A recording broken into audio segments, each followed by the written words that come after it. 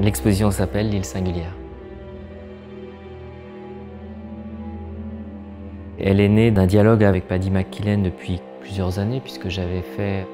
il y a, je crois, presque 10 ans, une grande croix pour accompagner l'architecture de Tadao Ando, et qui est une des premières œuvres pérennes qui a été installée dans le parc. Et là, donc, quand le Château Lacoste m'a réinvité à faire cette fois une exposition temporaire, j'ai eu envie de prendre l'exposition justement dans cette idée de l'intervention dans le paysage, comme si c'était une pièce de land art. Et donc le bâtiment dans lequel et autour duquel je vais exposer, c'est le pavillon de Renzo Piano, qui est complètement enterré dans les vignes, accompagné au départ par une grande allée de béton qui traverse la colline pour arriver jusqu'à cet espace enterré. C'est ce parcours qui amène à la salle d'exposition qui m'a intéressé.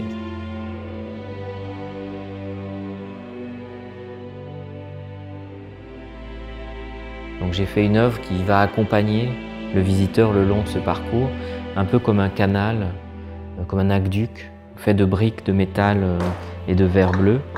et qui évoque justement ces canaux romains qui faisaient traverser l'eau à travers le paysage. Et quand on arrivera dans la salle d'exposition, là il y a une œuvre monumentale, une œuvre que j'ai appelée l'île singulière, en hommage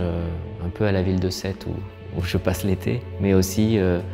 en hommage un peu à ces formes qu'on trouve dans la nature qui sont justement différentes, qui sont singulières, qui sont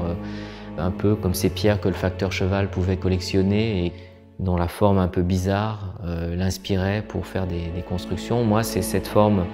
un peu étrange qu'on peut trouver dans la nature, soit liée au ravinement de l'eau, soit au vent qui va tailler la pierre et en faire des sortes d'architecture un peu suspendues. Là, il y aura comme en déséquilibre,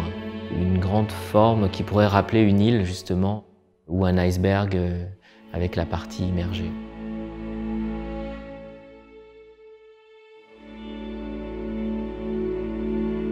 Cette brique qui est née d'un voyage en Inde où j'avais découvert des tas de briques sur le long des routes, comme des sortes de piles d'espoir que les gens entassaient en attendant d'avoir assez de briques pour construire leur maison, et que j'avais décidé de faire en verre, jusqu'aux briques aujourd'hui que j'ai créées, qui sont des briques inspirées des briques de verre, c'est-à-dire assez douces comme ça en forme, avec un côté très sensuel qui existe dans le verre, essayer de recréer ça dans le métal. Et ces briques de métal me permettent, elles, de construire vraiment des architectures du coup utopiques, mais à une taille réelle. Ce que le verre ne permettait pas, parce que trop fragile. Donc dans ce projet du Château Lacoste, la pièce centrale, c'est presque comme une sculpture habitable. On pourrait imaginer de voir ça encore plus grand et on pourrait rentrer dedans et ça pourrait être presque une cabane ou comme une ruche ou quelque chose qui pourrait être habité en tous les cas. Et on aura aussi le son de l'eau apporté par une fontaine qui est de l'autre côté du bâtiment qu'on ne voit pas quand on rentre mais qu'on va découvrir. Et ce bruit de l'eau va amener une dimension plus liée au jardin, au paysage, quand on sera même à l'intérieur du bâtiment puisque les fenêtres seront ouvertes et on pourra avoir un accès direct avec le bruit de la nature.